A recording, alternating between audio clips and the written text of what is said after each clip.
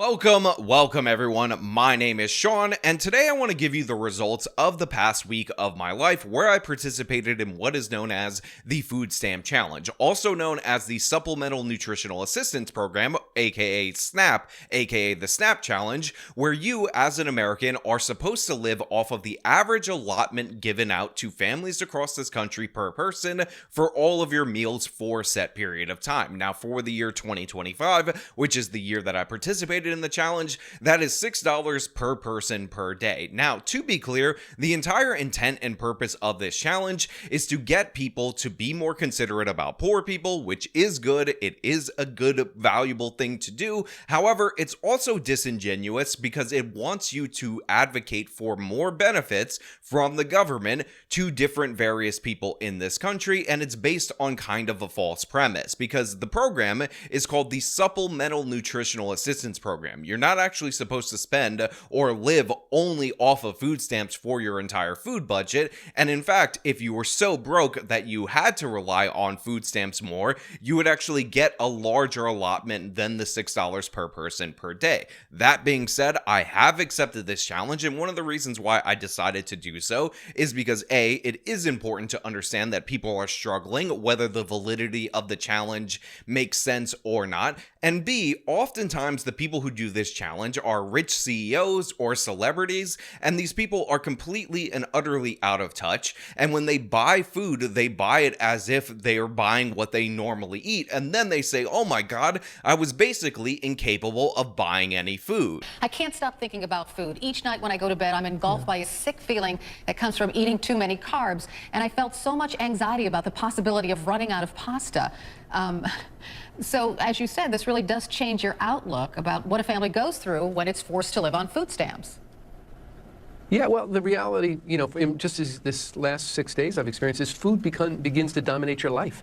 To be able to do this, you have to be very planful. When I went to the supermarket on the very first day to buy it, I had to figure out what I was going to buy for the entire week. And certain meals I made had to take me for 2 or 3 days. And I can remember I actually picked out a number of things, put it in my basket, and I went up to the checkout counter.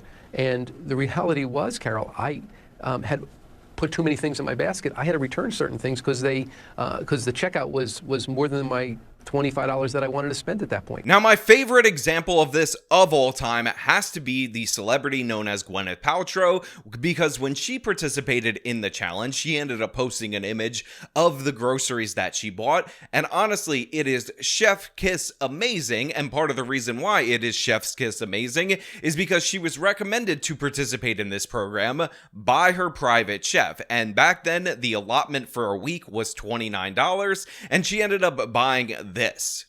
This is one of the greatest images in the history of all humanity. It should be in a museum for how out of touch you have to be to buy this if your entire food budget was $29. There are only a couple of things in this image that make sense, and that could be the rice, the beans, maybe you could argue for the frozen peas, the onion, but she has 2 sets of onions, a yellow onion and a spring onion, and of course the eggs if eggs weren't priced as they were right now. Now, of course, one of the things that catches my eye almost immediately is the fact that this woman bought 6 limes. It looks like she's trying to make vegan tacos with all of this stuff, but instead she's like, this is what you get for 1 week of food. Oh my god, I care so hard about the poor, when in reality, she's just completely and utterly out of touch. Now, for comparison, this is my haul from the grocery store myself with an additional 20-pound bag of rice, which we will talk about a little bit later, because I've actually been broke in my life. I've actually bought food on a very tight budget,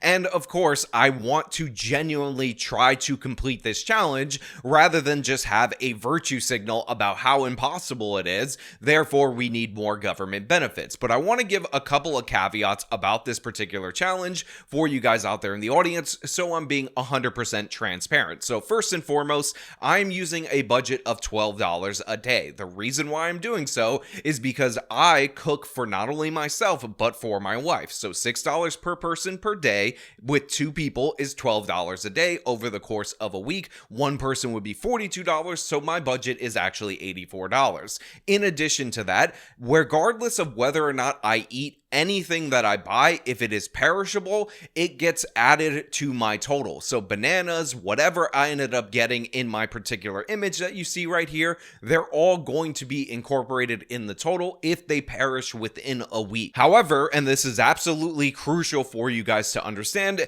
anything that I buy that lasts way longer than a week, that is a non-perishable, I will be pricing based on what is used. That being said, I will be pricing based on what it costs at the grocery store at the time. So if I bought something in bulk a long time ago when it was on sale, I'm not going to be pricing based on the sale price that I would have paid back in the day. And a perfect example of this is the rice. So I ended up buying this rice at the grocery store for $18.99. Now, I was actually going for a different brand. It was the Carolina brand for $10.99. However, it was not available at the store when I decided that I was going to buy it. So, of course, I ended up buying a more expensive one because I didn't want to get the store brand, because I'm also limiting my store brand purchases to about 3 items maximum. So even though throughout the course of this particular video, I use the Carolina rice, which is much cheaper than the Canilla rice that you see right there pictured, I will be pricing based on the more expensive Canilla rice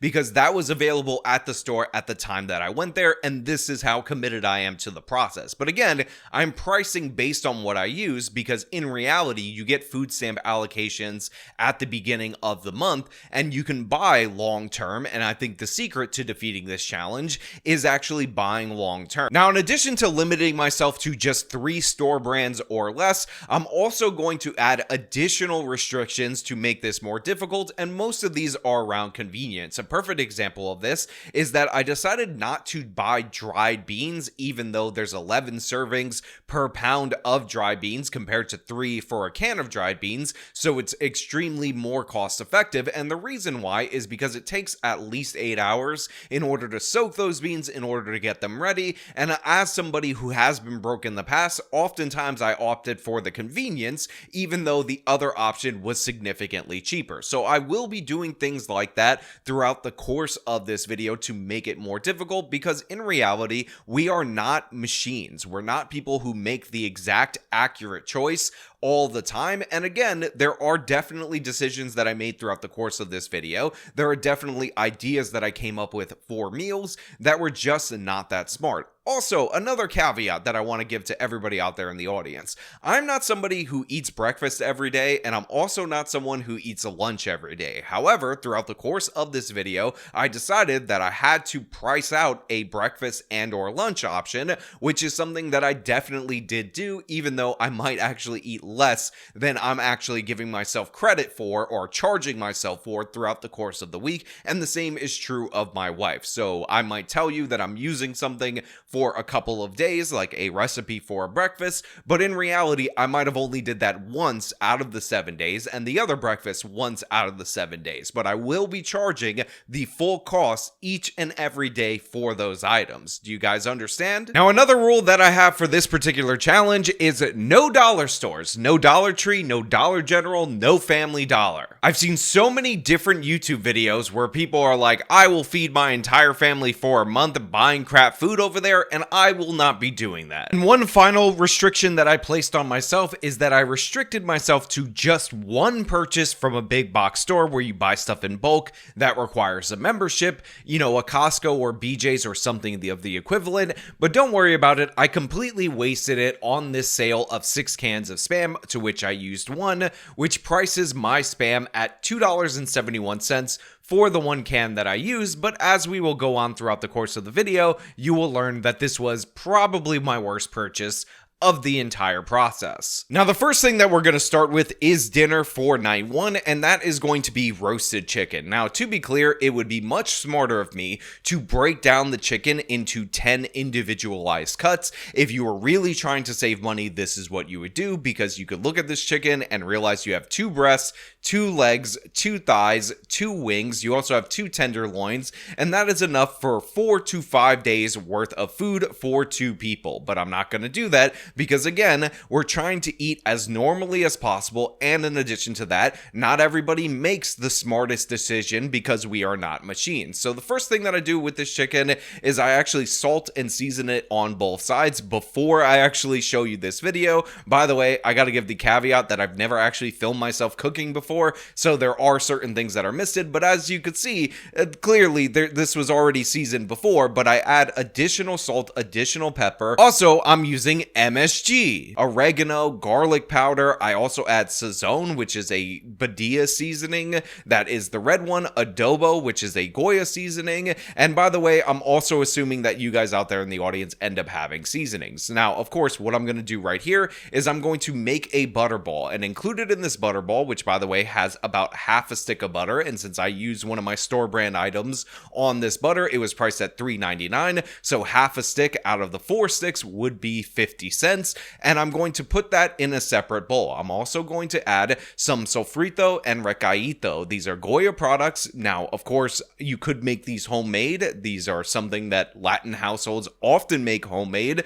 but I figured if I'm going to give you guys advice on like how to actually do the meals and whatnot, it wouldn't make sense for me to tell you to make a homemade blend that is unique to the Caribbean that you probably don't normally make unless you're already a Latino from the Caribbean. So we're going to throw this in there. By the way, these were $2.50 per bottle, so this is $5, and I'm going to use them throughout the course of the week. So I'm spreading that cost around over the course of 7 days, which we will get into when we do the final price point. In addition to that, I have garlic cloves. Now this was $2.50 for the sleeve. There are 5 different bulbs in said sleeve, and I use about 2 full bulbs throughout the course of the week. But again, I'm adding that in for the butterball right there, and of course I end up mixing it up. I believe that there's cilantro in there, and I also use half of a jalapeno. Now the jalapeno that I bought was literally 1 jalapeno from the store. You can actually see it pictured right there, and this was 12 cents. Now even though I should be pricing in 6 cents into this particular dinner right here, I'm actually going to price in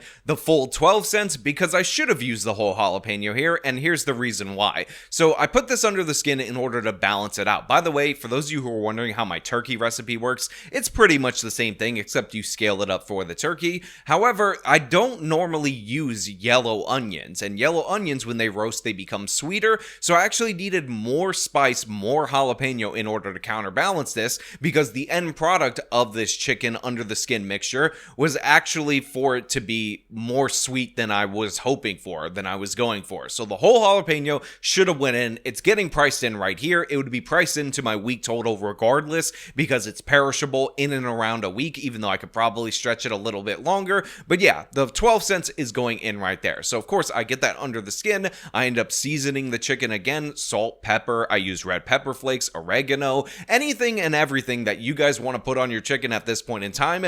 Go ahead, have a great day. But in addition to that, I will also add that make sure you constantly salt this. Again, I salted and seasoned this for at least an hour prior to doing this step right here, and the reason why is that the salt will draw out some excess water in the chicken. It won't dry it out, but it will help add flavor throughout the course of the chicken. Now the butterball goes underneath the skin on both sides of the breast, and you may have to press it down in order to make sure it spreads evenly, but if it's not super even or if there's a big bubble, don't worry about it because of course the butter will melt. Now if the skin is not separating from the breast meat at the end near the cavity right here, you might have to take a paring knife, get up under in there and cut it, but it is very important that you don't break the skin. You just cut that transparent link between the skin and the breast meat. But again, the butterball goes right up in there, shove it in there, and any excess that you put in the cavity is totally fine. It's all flavor, it all builds. We're going to use every component of the chicken, so you want to make sure this is seasoned all over the place. Now, of course, I roast this chicken, which is around 5 pounds-ish, at 350 degrees in the oven for about an hour and a half, and this is the end result. Now, of course, you don't slice it right away hot out of the oven. Absolutely not. What you end up doing is you let it rest for at least a half hour. If you could let it rest for an hour, you will have ideal results. And when you slice it, what you should see, and you can see a little bit of it right there, is that under the skin, you will have that mixture that you made, the butterball, kind of coating everything in the breast meat. Now, I think it's important right now for us to price the chicken. So let me give you the calculations. So we have $4.72 for the whole chicken. Then we have 25 cents for the quarter of a stick of butter. Again, the butter was $4, the store brand version of it. There were 4 sticks. I used a quarter of one of the 4 sticks. That means it is 25 cents. We have the garlic sleeves. Now, there were 5 garlic bulbs in this particular pack. It was $2.50, meaning each one ends up costing 50 cents a piece. Now, I did not use half a bulb of garlic, but I'm just going to round up for simplicity because I didn't count the cloves properly. And then we have the cilantro, which was 99 cents. You divide that by 7 because I will use it throughout the course of the week, and that is 14 cents. We have the jalapeno, which I should have used all 12 cents worth of it at 12 cents. Then we have the Sofrito and Recaito, which I am pricing at 35 cents for what I used because I'm dividing it by 14 because I will use it in multiple things throughout each meal. And then we have the 27 cents, which is for the 3/4 of an onion used, for a grand total of $6.10 for this roasted chicken. All right, so let's move on to the sides. We'll talk about the beans next because basically I have similar components in the beans. However, in addition to that, I use a little bit of this 50-cent Goya tomato sauce. And by the way, the beans that I'm working with are Roman beans, which are absolutely delicious. So one of the first things I do is I throw the onions down in the pan in order to saute. Also, I wanted to add a little bit of meatiness to these particular beans. And by the way, I should give the caveat as well that I'm neither Jewish nor Muslim, so there's a lot of pork throughout the course of this particular week. So I ended up going with Spam in this particular case, and I cut off about 1/5 of the Spam. Maybe you could say it's up to 1/3 of the Spam, chopped it up into little cubes, and threw it in with the onions. Now, to be clear, the Spam inclusion was not that great in my opinion. I ended up using the rest of the Spam for a later meal, so I'm telling you about this now. What I actually would recommend is what I did for the second set of beans, which of course was use this particular ham steak right here. So everything is going to be the same, but I will explain it to you as if I am doing it with the ham steak, which is my recommendation. The Spam was definitely a bad buy in my opinion. So of course, onions in, Spam in, then you go in with your garlic. Now after your Spam and onions have sauteed, what you want to do is throw in some Sofrito and Recaito into the pan to kind of cook out the tomatoiness of it with the mixture, again, after your ham and or Spam has been browned enough with your onions. You're also going to throw in your garlic, and I think inadvertently in one of these recipes I had the cilantro on the cutting board and I also threw that in. That's a bit too early. You want to save that for later. Also, you probably want to crush the cilantro just prior to throwing it in your hands in order to bruise it to maximize the flavor that you're getting from the herbs. And again, you are salting and peppering. What you want to do is have the onions not sweat, but kind of brown a little bit so you can get some of that flavor in there. And then, of course, you dump your bean can in, which we use canned beans in this case. And then I use water, but I basically used 1/3 of a can of beans worth of water, which is the can that it came in. And by the way, I rinsed and drained the beans. I did not use the liquid that came with it before putting them in the pot. So then you put in the Goya tomato sauce, some Sofrito, some Recaito, a bunch of other seasonings, and it needs to be emphasized time and time again that for the Spam, you're going to reduce the sodium, but for the other version of the beans where you don't use ham or you use the ham that I recommend because it came out amazing, what you want to do is salt constantly and taste constantly. You want to get those sodium levels up, but also I'm going to give the caveat that I'm trying to reduce the liquid level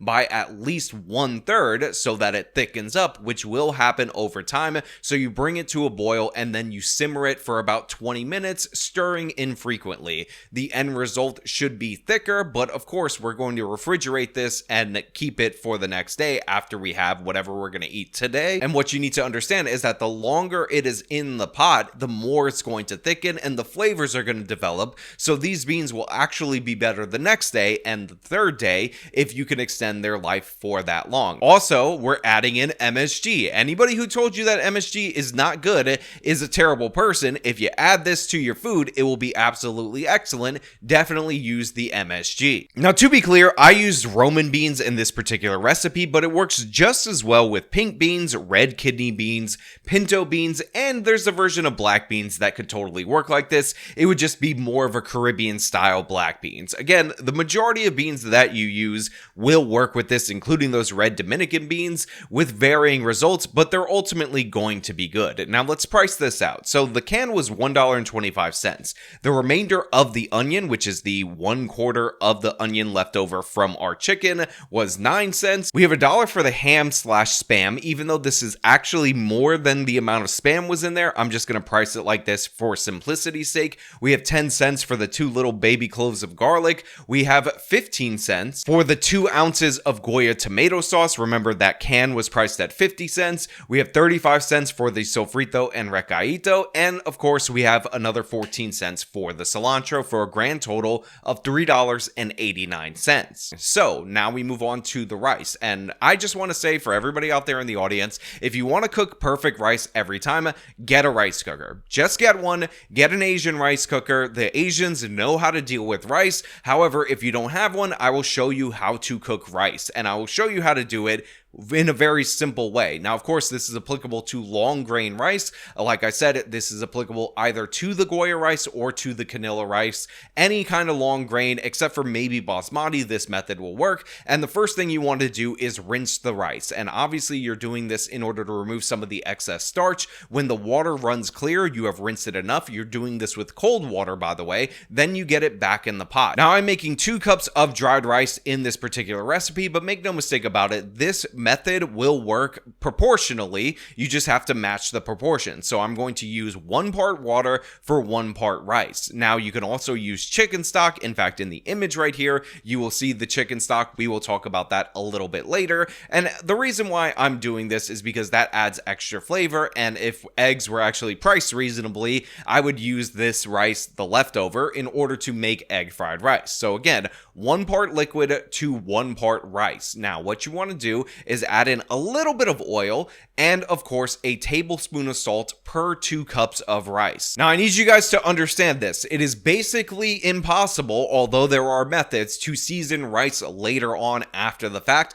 So anything you want to add in terms of seasoning, and in this particular case, it is salt, which is absolutely crucial, you want to add at this moment in time. You give it a little bit of a stir, and then you bring it to a boil. Now, once you first start seeing those first bubbles, what you want to do is cover it with the lid, but you want the lid to be wrapped in aluminum foil, because what we're doing is steaming the rice. We want all of that moisture to be absorbed by the rice, so you get delicious fluffy rice. Now, one of the ways I like to make sure that there is no steam escaping is I like to press really hard down on the lid until the aluminum foil actually bubbles up, because that indicates to me that the steam will be contained in this particular pot, and when it has nowhere else to go, it will go into the rice. Now, what you want to do is move that, for me, to a simmer burner, or turn down your fire to a simmer and simmer it anywhere between 12 and 15 minutes, and then you want to cut off the heat, and you just want to leave it there. Just don't touch it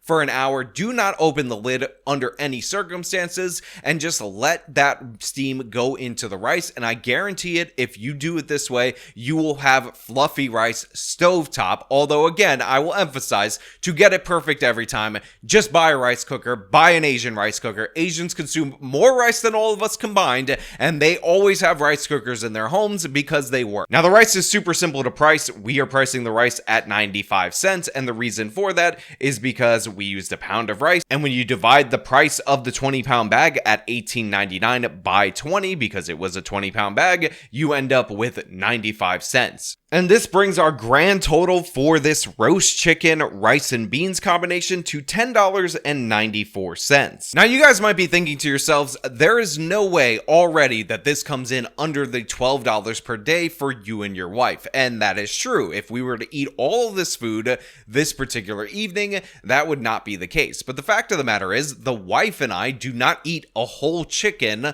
2 full cups of rice, and a full can of beans with all the things that we threw in there in a single day. In fact, it takes us 3 days to eat this. That seems like an average reasonable time for you guys out there in the audience to eat an entire chicken. And by the way, my recommendation for the eating order of the chicken is to eat the breast meat first, because that is the meat that is prone to dry out the most on reheating, and then eat every other component of the chicken. I would go for the thigh second, because that's the best part of the meat and all the seasoning will settle in. And yeah, this meal right here lasted us for 3 dinners. And by the way, my wife took chicken with her to work for lunch one of the days, which I'm not even counting as a lunch because I have separate lunches for this particular video. But when you price it out over the course of 3 days, this is definitely a very economical meal. When you divide the $10.94 by 3, because we eat all of this over the course of 3 days, what you end up with is $3.65 per dinner for 3 days. That's pretty damn good. Now let's move on to breakfast. And honestly, there are 2 breakfast items that I have for you guys out there in the audience.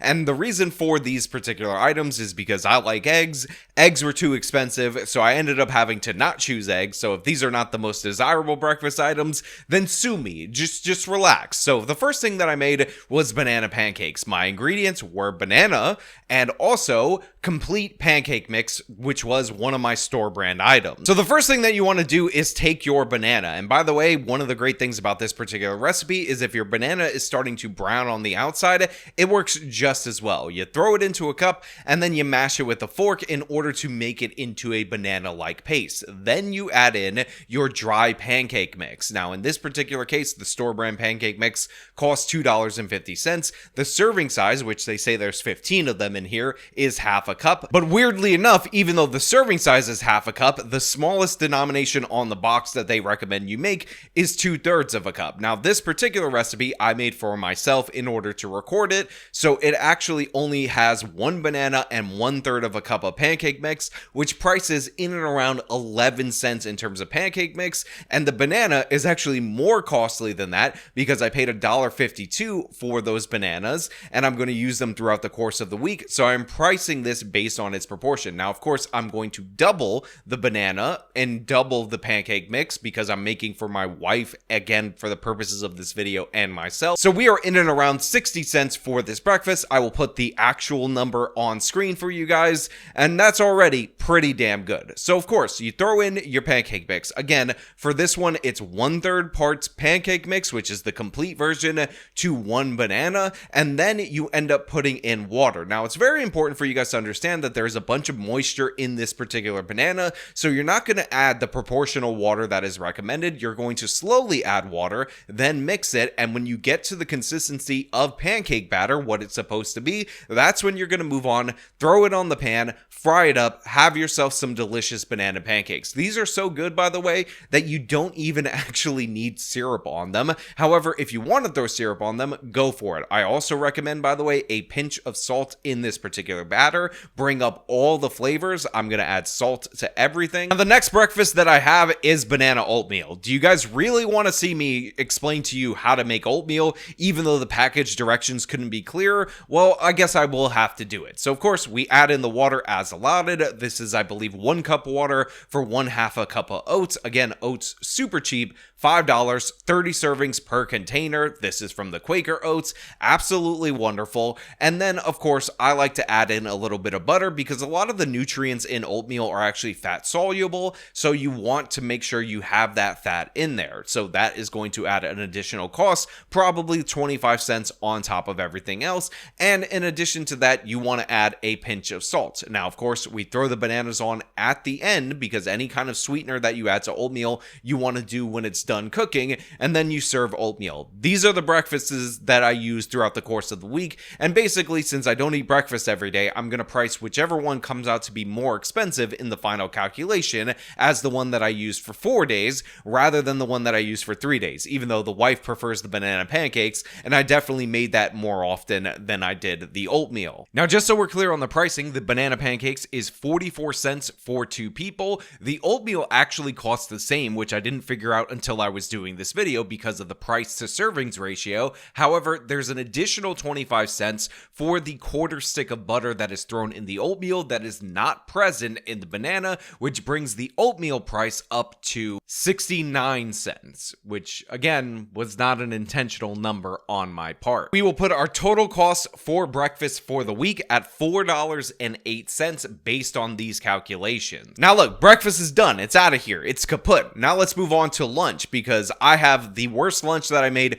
throughout the whole course of the week, and that involved me slicing up the Spam into these like long little strips, frying them up on a frying pan, which normally has excellent results, and then I used these seaweed wraps that I spent $1 on and some of my leftover rice in order to try to make little Spam sushis, because I had this in Arizona at a Hawaiian place. It was much better at the Hawaiian place, and here this just did not work for me. This was a total mess. It was a total disaster. The flavor of the seaweed that I ended up buying completely clashed, and this was an absolutely disastrous lunch, not worth the cost. The Spam, not worth the cost. So let's price this failure at a salmon sushi, because it sucks. So you have the Spam, which the remaining amount of Spam was priced at $1.70, and then you have the seaweed wrap for $1, making this lunch cost $2.70, which is $2.70 too much. So now that we got past the worst lunch that I cooked, I want to tell you about one of the best ones that I cooked, which of course was this green split pea soup. Now the split peas, super cheap, Goya brand, $1.49. That's absolutely excellent. I'm going to use the whole bag. By the way, this is going to be lunch over the course of a couple of days. So yes, we are going to price over the days that it's actually consumed. I'm going to give it about 3. And in addition to that, you can see that I have onion. I of course have garlic. These are components in almost everything that I cook. I have the Sofrito. I have the Recaito. I have the tomato sauce, which gives body to the soup.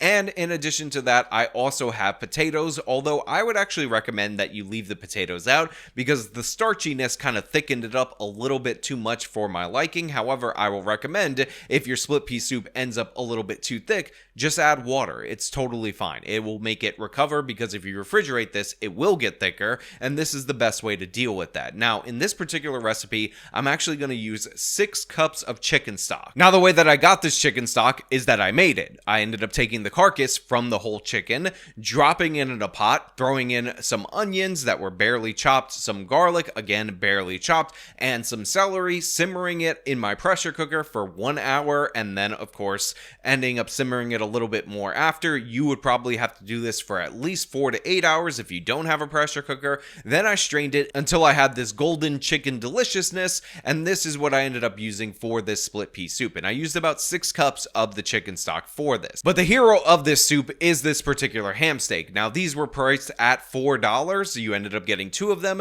and I used 1.5 of them in this particular recipe, and I only wish I had 3 more because they were that delicious. And although I will tell you, you can make this split pea soup vegetarian. If you do, after I told you how this ham absolutely elevated it beyond belief, then you're not my friend anymore. Unsubscribe from the channel. You're an absolute savage animal. Do not make this vegetarian. Definitely include the ham. It was 10 out of 10, first class all the way. Now the first thing that we do is we throw in the onions. We also throw in the ham along with it, because we want both to get roasted. Again, I'm not sweating the onions. I'm actually trying to get a little bit of browning on them, not quite caramelization, because I don't want it to be too sweet. Although if it does get too sweet, you can always balance it out with seasoning later. Now, in addition to that, I throw in the Goya canned tomato sauce, and I actually throw that in directly on the pan so some of that tomatoiness gets cooked out, because what we want is the umami and we want the thickening aspects of the tomato sauce, but we don't necessarily want tomato-ness to take over this particular soup. Now, of course, we end up throwing in our carrots, we end up throwing in our other vegetables, the potatoes in this case, although you could leave them out because they really did thicken this up. By the way, a little bit of a trick: if your soup comes out too thick, like mine did after I took it off the pressure cooker, add some water. It will fix it. And then, of course, we add our rinsed split peas. And by the way, you not only want to rinse your split peas, you want to go through them for little pebbles and little bits of sticks or whatever, because split peas, for whatever reason, have all those things included, and you don't want to eat a little baby rock when you're eating your split pea soup. Now, again, the seasoning that I like for split pea soup is pretty much the same. I will use garlic powder. I will use some of my Sazon, my my red stuff. I will use a little bit of adobo, which is a spice blend, salt and pepper, and of course I might throw in some crushed red pepper here or there because, you know, a little bit of spice never hurt anybody. But yeah, I also want to give the caveat that you want to kind of limit your salt in the beginning. You're going to add that in later with your MSG because you want to maximize that umami. And the reason why is because this is actually going to reduce. So if you get it to the perfect saltiness when it's very liquidy, when that steam ends up evaporating off, you might end up with too salty split pea soup, and that is not desirable. So yeah, you're going to reserve some of your heavy-handed saltiness, which I should have taught you throughout the course of this video, for later on when you're actually tasting it after it's already gotten to the consistency that you want. Now, by the way, for split pea soup, you should be able to do it stovetop for maybe 30 to 45 minutes until the split peas have split and, you know, come to life and whatnot. I don't know how to describe it. It thickens up and the split peas become kind of like not mushy, but like mash. It's hard to explain, but it takes 15 minutes in the pressure cooker at pressure for it to get to the desired results, and I cook with the pressure cooker pot. Now, when it's ready, you just heap a good helping of that into a bowl, and it is good to go. Oh yeah, sorry, little bonus thing. Sometimes I like to add in the celery or the carrots a little bit later in the process and let them stew in there for a little bit of extra bite. If you want some crunch in your particular soup and you don't want it to be as smooth as this one, just add that in later on in the process. If you're going to cook it for 45 minutes, add it in for the final 15 minutes. If you're going to cook it at pressure, add it in after you take it off of pressure, but let it simmer for a little bit so the vegetables get a little bit more cooked. I recommend this more with the celery rather than the carrots because the carrots take longer to cook and it might mess up your whole process. But again, this was one of my favorite meals to have, and it could be served for lunch or dinner. And by the way, you can mix and match some of the vegetables to use up what you have within reason in order to get ideal results. But again, I will emphasize 100% include the ham in there. Do not do this vegetarian, you absolute scumbags. Now, as for the split pea soup, so we have $1.49 for the split peas. We have $3 for the ham, and the reason for this is because it was $4. I used 1.5 pieces of the ham. There were 2 in the container, so obviously this is $3. I used the remainder of the ham for the beans, which we already talked about before. We also have the onion that was in there, and I'm going to price that onion because it was a whole onion at 36 cents. The garlic I will price at 20 cents because I used an amount of cloves that I didn't count, but it wasn't that many. Now, the carrots were actually incredibly easy because they were 99 cents a pound, and I bought 1 pound, so I will price that at 50 cents just for convenience. Now, the celery I bought for $1.99, but it was buy one, get one, so I should be pricing it at half price, but instead I'm going to price the 3 ribs of celery at around 50 cents, which would be close enough to the approximate if there was no buy one get one sale. Again, I told you I would be working against myself. And the potatoes were actually pretty easy because I bought 2 potatoes and they ended up coming out to a total of 58 cents. Now, we also have the Goya canned tomato sauce. I used the remainder that was left over from the beans. I debited 15 cents from the beans price before, so now I will put in the remaining 35 cents. And I actually did not use the Sofrito or the Recaito, but I could have used it and I would have enjoyed it had I used it, so I will add in the 71 cents for that, even though it was not in the actual recipe that I ended up eating, because again, we're trying to give me the biggest disadvantage humanly possible. Now, that brings us to a total for this split pea soup of $7.69, which again, on its own would be too much for one meal, but I ended up eating this over the course of 3 days, which prices this meal in and around $2.57 for 2 people over the course of 3 days, which is not bad, especially how good it came out. Now, of course, off the high of that split pea soup for lunch, I ended up having this pork loin for dinner, which was definitely a low. These are pre-seasoned pork loins. Sometimes I get them when they're on sale, when I want to take something out really quickly, not do any effort, toss it in the oven, roast it according to package directions, and then take it out and enjoy it. And the seasoning for this particular one was just not good. I've had better luck with the sea salt one because you could add whatever, it's just pre-salted, or with the teriyaki one, which I found to be actually pretty good. But this one right here, this particular flavor, I am not about it. But yeah, I roasted it according to package directions, and then of course I sliced it up, and of course I had to eat it over the course of 3 days because this is a lot of pork loin, and my wife took advantage of the fact that we had the split pea soup to actually eat some of that for dinner rather than this, but we still price it in as if we ate it for the full 3 days, both of us, even though she rejected it and I had to eat more of it, even though I think I liked it less than her. Now, by the way, I also roasted some broccoli, which I can't find the footage of, and I was eating that throughout the week, and basically what I did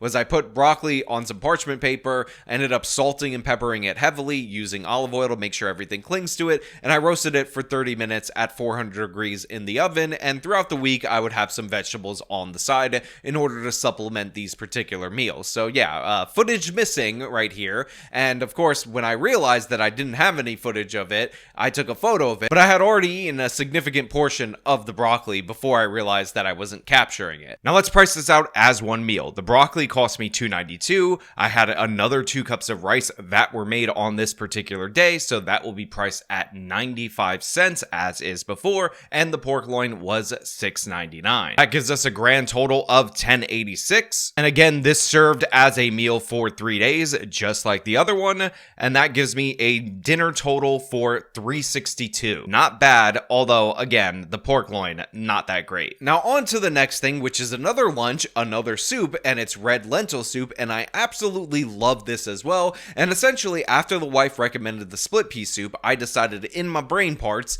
that hey, maybe I should do a different kind of soup, maybe with a different color, and I vaguely remembered from possibly a Greek girl that I might have saw in the past this recipe for a Mediterranean-ish style red lentil soup. But the thing is, I had a no recipe rule, so if this is not actually Mediterranean, everybody just calm the F down. I learned it somewhere in the recesses of my mind, and here's how it went down. First things first, same as with the split peas, you want to rinse them, you want to go through them in order to pick out the pebbles and all of that, because they could be in there as well. But onions down, again, very simple, very basic. After that, we end up throwing in the garlic, we have the carrots, we have the celery. Again, maybe this is not the full Mediterranean thing, but everybody relax. We also add in the Goya tomato can. Now, I actually believe that this recipe calls for tomato paste in its original origin, but I did not buy tomato paste, so I ended up having to use this. Same deal, we're going to try to let this cook down, and then we're going to add water because I used all my chicken stock for the split pea soup, and I used it for the rice, so I don't have any more left,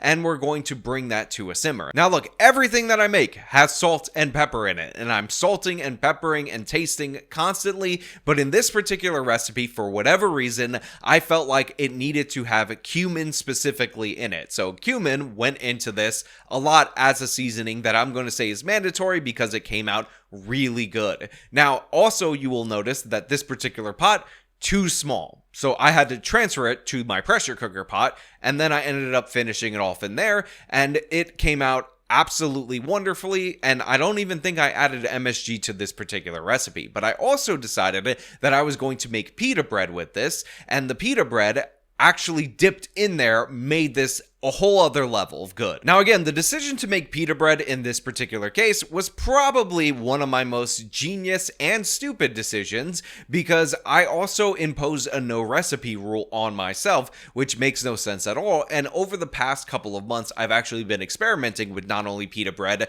but naan, and the recipes are quite similar, if not identical, especially since I don't use the yogurt in one of them, which I can't remember because I still haven't looked up which recipe I was actually using. So I had to do this all from memory, and again, when you're baking and everything has to be precise, this is not very good. However, it did come out as a coherent recipe, so I think all to the good. Basically what I did first and foremost is I got myself some lukewarm water. Now I actually temperature checked this because I knew it had to be above 100 degrees, but I think below 120 degrees. And again, you could just feel this out. This was the water temperature from the middle position on my sink. Very easy to do. And in that water, you're going to throw 1.5 teaspoons of yeast and 2 teaspoons of sugar. Now, this could have been 2 tablespoons of sugar in the original recipe, but for whatever reason, I felt like it needed to be 2 teaspoons of sugar. Now, I actually let that ferment for like 15 minutes. What happens is the yeast ends up feeding off the sugar in order to grow and expand, and while that was going down, I ended up getting myself 2 cups of flour. Now, bread flour is more expensive and not what I used in this particular case, but it's definitely preferred from my past experience. I ended up using this flour, which was $3.49 for a 5-pound bag. Now, I also added salt salt because of course I did, and in addition to that, I added dried thyme throughout the course of this. And again, there's no measurements here. I just felt it out. I wanted to see the little leaves in every little bit of the pita, so I added a fair amount of thyme in this particular recipe. And of course, I added olive oil because I was thinking to myself, Greeks do olive oil, this seems Mediterranean, so I threw that in there for some additional olive oiliness. Now here's the thing, and I need to tell you guys this, everybody out there in the audience, I genuinely thought for a good 1 to 2 minutes about kneading this dough by hand. But the thing is, my wife has had a stand speed mixer since before we were married, and I got a bread maker with a dough function as something that was a wedding gift. So there was no way in hell I was going to knead this by hand for you guys just for demonstration purposes, when I knew if I put this in the bread maker and hit the dough button, it would come out perfectly kneaded. So your guys are just gonna have to deal with the fact that you gotta knead it, and then you gotta cover it in plastic and let it rise for an hour. I'm sorry, that's something that is on you. It is not on me to show you how to do this. This is not a cooking video, despite the fact that I'm dropping all these different various recipes. Anyway, after it was done, I ended up rolling it out flat and I cut it into 8 components. I then balled those into little dough balls, and then I rolled them out flat into the pitas, threw them on a pan that was greased with butter, and then you see the beautiful pita rise, and it was just amazing. It's great combination, 10 out of 10, first class all the way. My wife absolutely loved it. This, in addition to the split pea soup, was one of my better decisions throughout the course of the week. All right, let's price out this red lentil soup. So unlike the split peas, these were actually $1.99 for the red lentils, and then we have the 36 cents for the onions, 20 cents for the garlic. We're gonna go 50 cents for the celery. We're also gonna go 35 cents for the Goya canned tomato sauce, and we will add 50 cents for the carrots, which brings us to a total of $3.90. And as for the pita bread, look, the flour was 4 cents an ounce. We had about 11 ounces of flour, so that would be 44 cents. There was also some yeast and also some salt or whatever. Honestly, I'm just gonna add $1 for it, because if you use the bread flour, which I recommend, which is a little more money, closer to 70 cents an ounce, then with the yeast and a little bit of the butter to grease the pan, you'll end up at around $1, which brings our total to $4.90. And then you divide by 3, and that will give you $1.63 per day for that lunch. Now, the final dinner that I had up in my repertoire was, of course, the stuffed pepper, where I ended up using ground turkey, which was this Nature's Promise ground turkey that was on sale for $2.99 for 1 pound. And considering this is like the organic, they let the turkey, I don't know, take baths and hang out with its friends kind of ground turkey,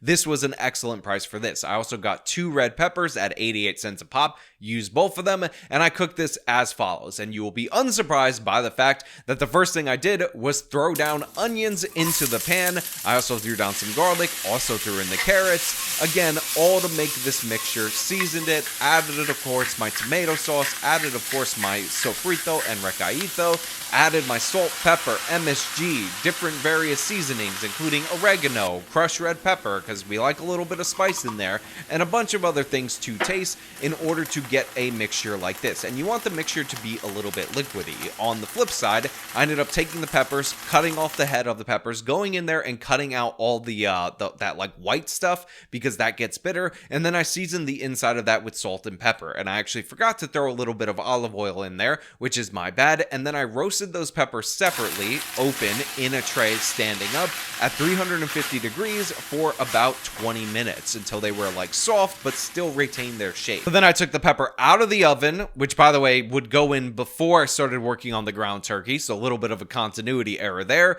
Let it rest for a little bit, get cool, and then I started plating by dumping the turkey mixture inside the pepper, which came out really, really good, and it was definitely a nice little combination to have the stuffed pepper, the rice, and the Roman beans all put together on a single plate, and I highly recommend it. So let's price this particular dinner out. So we have $2.99 for the ground turkey. We have $1.29 for the carrots, because if you guys noticed in my initial photo and earlier on in the split pea soup, I actually bought a bag of baby carrots, which I was supposed to use here, but I ended up using in the split pea soup. Then I had to go to the store and buy regular carrots. So in this particular instance, I'm pricing in the $1.29 for the pound of baby carrots right here. We also have 36 cents cents for the onion, 88 cents for one pepper, 88 cents for another pepper. Then we have 35 cents for, again, the tomato sauce, and of course 20 cents for the garlic. This gives us a total of $6.95, and then we will add in the cost of the beans, which is $3.89, plus 2 cups of rice, which is 95 cents, which is $4.84. I'm just going to price this in as is without dividing by 3, although I will note that I did have leftover rice that continued into the next week because I made 6 cups total, and in addition to that, these are the beans that I would carry through the rest of the week. So obviously this is the second can of beans, but whatever. We're just going to price this in at $11.79. If you want a more accurate calculation, it's around $8 for this particular meal. But we're so close to the end, we're going to get our grand totals, and this will make the math easier over the course of the whole week. All right, so now that we've gone over everything I ate throughout the course of this particular week during this particular food stamp challenge, I think it's important for us to figure out how much this all costs. What was the budget per day for all of these different meals, and whether or not I actually defeated the food stamp challenge. So let us remember, we have a budget of $84. That means we have to get in and around $12 per day in order to beat this challenge. Now, first on our list was our chicken, rice, and beans. That was priced at $10.94. Next up on the list, I added up the totals of all the breakfasts, which was $4.08. Then we had our terrible spam and seaweed lunch at the price of $2.70. Then we had $7.67 for the split pea soup, which was absolutely wonderful. And then we followed that up with the pork loin, broccoli, and rice combination at $10.86. Then we had the red lentil soup for lunch, which was $4.90. And we followed that up with $11.79 for the stuffed pepper and the rice and beans. And that gives us a grand total of $52.94. $52.94. That is $31 underneath the budget of $84 for 2 people for a week, and I didn't even eat all that different than I normally do. This is the power of being a Latino, everyone. Respect on my name. I absolutely devastated this challenge, and by the way, that means the daily cost of these particular meals, $7.56. So basically, I not only came in under budget for the food stamp challenge, I damn near beat the challenge feeding 2 people on the budget of 1 person. And by the way, I did all of this with additional restrictions without going to the dollar store, and this is based on New York City prices. Now, of course, I took advantages of sales, but like I said, with the bag of rice or other items that I expected to go there and find a sale, when it wasn't on sale, I didn't buy it. I also ignored a bunch of store brands, which are perfectly fine, by the way, because I wanted to make it more difficult, and this was the total that I showed up with. If I actually went and decided to buy everything on sale or store brand the hell out of this, I might have actually come under budget for the price that they allocate for 1 person while feeding 2 people. And of course, unsurprisingly, I ended up winning the challenge. Now, of course, I already knew I won the challenge because I went to the store, I bought the stuff, and then I have a copy of my receipt and it says it was below that certain amount. But unsurprisingly, I absolutely devastated, obliterated this particular challenge. But I do want to say I didn't learn nothing from this particular experience. So first and foremost, we talked about the flaws in the premise before earlier in the video. But that being said, when you don't have money, and I was in this position for a long period of time in my life, and you have to plan meals like this, it just requires more thought, requires leaving stuff behind. And I really wanted to have ground beef or some kind of beef in relation to this particular challenge, but at the time that I went to the store, it was just way out of the price range. And that sucks that certain Americans just can't have beef because of their limited budget, even though I understand that hopefully those times will be temporary, as they were for me. In addition to that, whenever you pick ingredients like certain vegetables, you're trying to think how you can apply that to multiple different things. And that was something that I was working through when I was going shopping, when I was pre-planning and whatnot, when I was scouting stuff out. I also learned when I tried to buy the cheap bag of rice and ended up buying the much more expensive rice, that sometimes you go to the store, there's something that's an absolute necessity, you choose the store because of that sale, and of course it backfires. Now, of course, I've seen this before, this has happened to me before, but it's a little bit of a refresher of like where I came from, even though again I wasn't on food stamps, and the struggles that you have to deal with when you don't have all the money to buy food. But it's also doable, and I think it's important important for people who actually engage with this challenge to actually try to do it, to actually try to prove it's possible, because each and every day Americans across this country feel adversity. They struggle, but they get through it. They endure it because they're not meek little victims or cowards or